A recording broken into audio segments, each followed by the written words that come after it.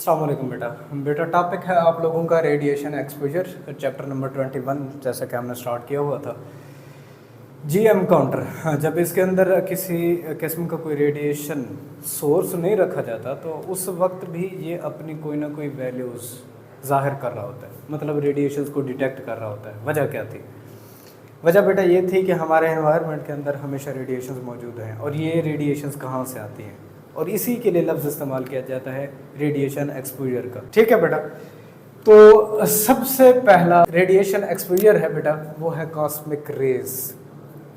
हमारे सन से इतनी अल्ट्रावायलेट रेडिएशंस आ रही होती हैं हमारे अर्थ तक।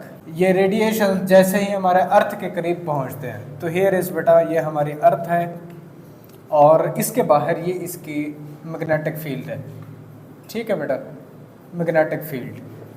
अब जितनी अल्ट्रावायलेट रेडिएशंस आती हैं इस सन से तो उन अल्ट्रावायलेट रेडिएशन को ये फील्ड अपने अंदर इंट्रैप्ट कर लेती है और इंट्रैप्ट करने के बाद होगा क्या, ये यहाँ से इनको दोबारा एनवायरनमेंट के अंदर भेज देती है। हमारे इस अर्थ के इस एनवायरनमेंट के अंदर इसे पहुँचने ही नहीं देती जहाँ पर लाइफ एग्जिस्ट कर रही है, जहाँ जिंदगी मौजूद है बेटा। तो हमारी ये ओजोन ये वो एक लेयर है जो इन आने वाली रेडिएशंस को बेटा इंट्रैप्ट करके वापस दोबारा से उसी ही फिज़ा के अंदर भेज देती है। तो ओजोन बेटा उसी में से एक हमारी लेयर है, ये आने वाले रेडिएशंस को इंट्रैप्ट करती है बेटा और इंट्रैप्ट करने के बाद दोबारा से सन के एनवायरनमेंट के अंदर इसके अंदर भेज देती है। अब हमारे मफादात क्लोरोफ्लोरोकार्बन्स जैसा कि आपके पास रेफ्रिजरेटर्स हैं, एसी वगैरह हो गए, कूलर्स हो गए, तो इनमें से ये जो गैसेस खारिज होती हैं वो हमारे ओजोन को अफेक्ट कर रही हैं और जहाँ ओजोन लेयर वीक होती है बेटा वहाँ से फिर ये रेडिएशंस हमारे इस अर्थ की सरफेस तक पहुँचती हैं और हमारे लिए काफ़ी सारी बीमारियां पैदा कर देती हैं। स्किन की बीमारियां, कैंसर प्रोड्यूस करती हैं, इवन के और भी काफ़ी सारी आई के डिफेक्ट्स काफ़ी सारे हो जाते हैं। इसके अलावा हमारे पास ल्यूकीमिया हो गया, एनीमिया हो गया, वो हम आगे इंशाल्लाह जाकर डिटेल में देखेंगे। तो पहला बेटा यही था हमारे पास कॉस्मिक रेज। इसके अलावा बेटा हमारे पास बिल्डिंग मटेरियल जो है इनके अंदर भी रेडिएशन एक्सपोजर मौजूद होते हैं। ठीक है बेटा, रेडिएशन एक्सपोजर किस तरह से?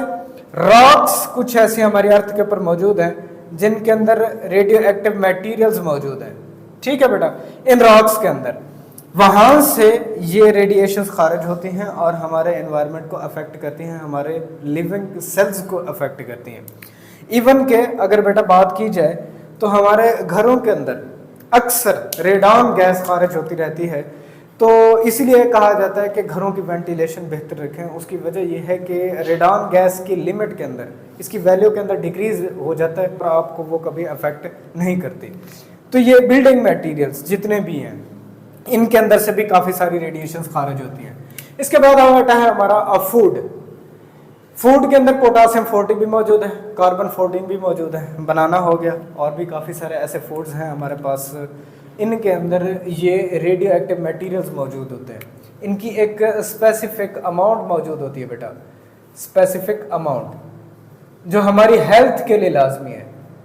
अब हम इनको खा भी रहे हैं, अपने फूड के साथ लेके जा भी रहे हैं, तो हमारे डाइजेशन प्रोसेस के अंदर इनका काफ़ी सारा रोल है बेटा। तो फूड के अंदर भी ये हमारे पास मौजूद होते हैं। मेडिकल एक्सपोजर हमारे पास बेटा जैसे कि एक्सरेज की अगर बात की जाए, एक्सरेज को आप मेडिकल फील्ड के अंदर इस्तेमाल करते हैं, ट्रीटमेंट ऑफ बोन्स।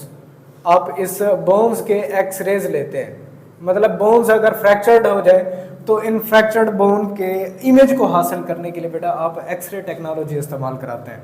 ठीक है बेटा, टू डायग्नोज द कैंसर। अगर कैंसरस सेल्स बॉडी के किसी एक पार्ट के अंदर प्रोड्यूस हो जाए, अगर आ जाते हैं तो इनके ट्रीटमेंट के लिए हाई एनर्जी एक्सरेज इस्तेमाल की जाती हैं बेटा। ठीक है बेटा, इसके बाद और भी काफ़ी सारे हमारे पास सोर्सेज हैं जैसा कि न्यूक्लियर रिएक्टर्स। आजकल अगर देखें तो जितने भी न्यूक्लियर पावर्स हैं एटॉमिक बम्स को तैयार करने के लिए न्यूक्लियर रिएक्टर्स लगाती हैं।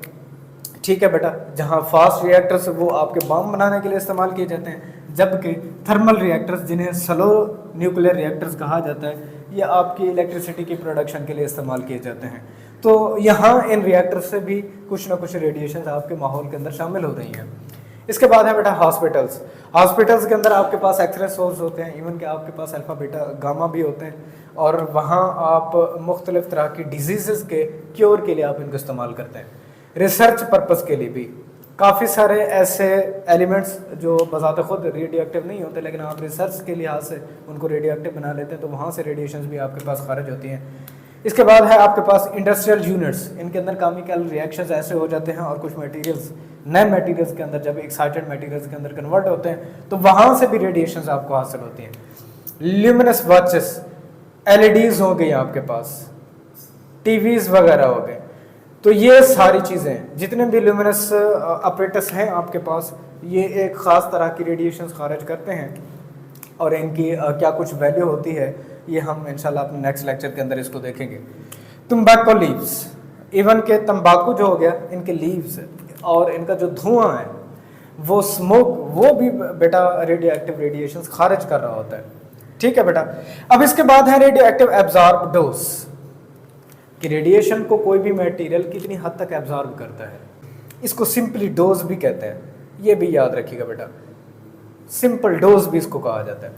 Energy absorbed from an ionising radiation by unit mass of absorbing body. किसी भी एक एब्जॉर्बिंग बॉडी का 1 किलोग्राम मास रेडिएशन के सोर्स से कितनी कुछ आयोनाइजिंग एनर्जी एब्जॉर्ब करता है, वो 1 किलोग्राम, मतलब कि एक यूनिट मास जितनी रेडिएशन को एब्जॉर्ब करेगा, उनकी एनर्जी पर यूनिट मास क्या कहलाती है बेटा? रेडियो एक्टिव एब्जॉर्ब डोज कहलाती है। ठीक है, मैथमेटिकली तौर पर इसको लिखा जाता है, एनर्जी कितनी एब्जॉर्ब की है और यूनिट मास उस मटेरियल का कितना है।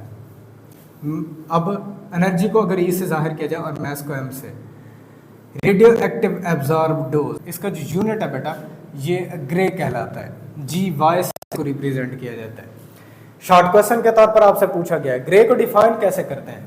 Amount of energy equal to 1 joule, 1 joule के करीब energy absorbed by a mass of 1 kilogram.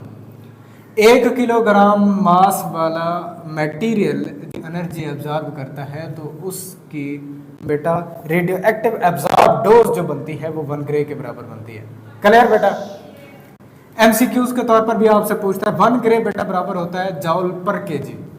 MCQs है आपकी, तो आपने इसका यूनिट ध्यान में रखना है।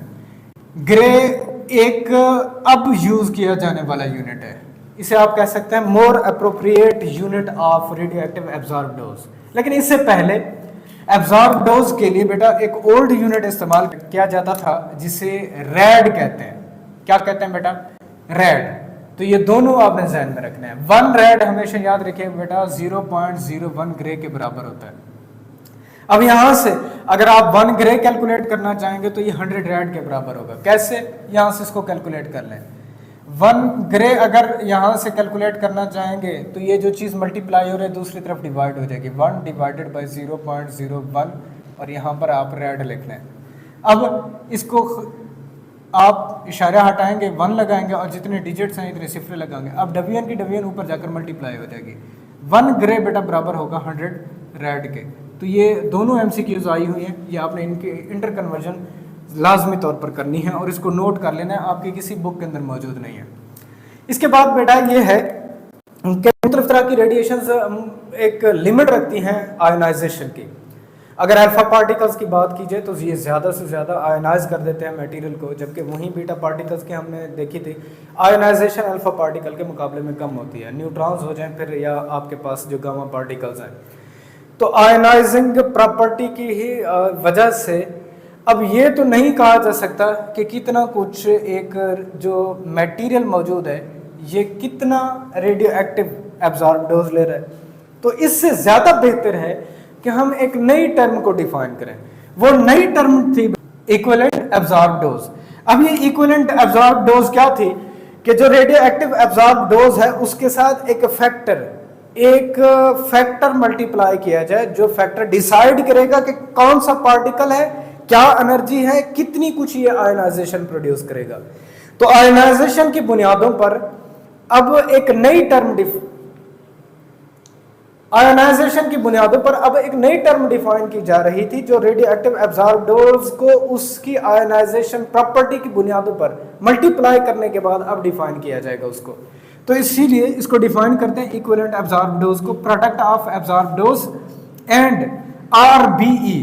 आरबीई बेटा वो कांस्टेंट है, इसे बेटा क्या कहते हैं, कांस्टेंट। इसका नाम क्या है बेटा, रिलेटिव बायोलॉजिकल इफेक्टनेस, कि कितनी हद तक किसी मटेरियल के अंदर यह आयनाइजेशन प्रोड्यूस कर सकता है, वो एक फैक्टर, वो कांस्टेंट आकर मल्टीप्लाई करेंगे एब्जॉर्ब डोज के साथ। अब जो हमें चीज मिलेगी इसको कहा जाता है इक्विवेलेंट डोज कहा जाता है।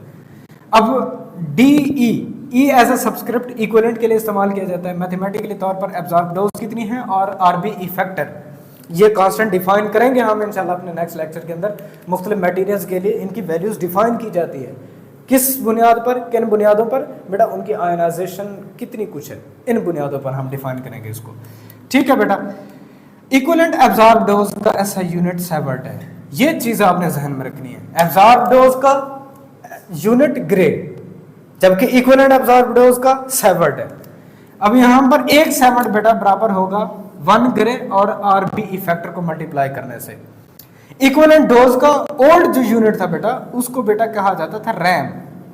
क्या कहते हैं इसे, रैम कहते हैं। और 1 रैम बेटा बराबर होती है 0.01 सेवर्ट्स के बराबर, या 1 सेवर्ट्स किसके बराबर होगा बेटा, 100 रैम्स के बराबर। ये दोनों चीजें आपने ध्यान में रखनी है, एमसीक्यूज के तौर पर आपसे पूछ चुका है। तो ये था आज का हमारा टॉपिक। जस्ट हमने देखा कि रेडियो एक्टिव एक्सपोजर क्या है, कहां से हमें ये रेडिएशन मिल रही होती हैं, जीएम काउंटर क्यों इन रेडिएशन को वहां से डिटेक्ट आउट कर रहा होता है, इनके सोर्सेज क्या हैं, हमें हमारे एनवायरनमेंट के अंदर क्या ये सारी चीज़ें मिलती हैं। जी बिल्कुल, हमारे एनवायरनमेंट के अंदर हमें ये सारी चीज़ें मिलती हैं, और कहां से हमें मिल रही होती हैं, ये आज का हमारा टॉपिक था। इंशाल्लाह अपने नेक्स्ट लेक्चर के साथ मिलते हैं। इजाज़त दीजिए, अल्लाह हाफ़िज़।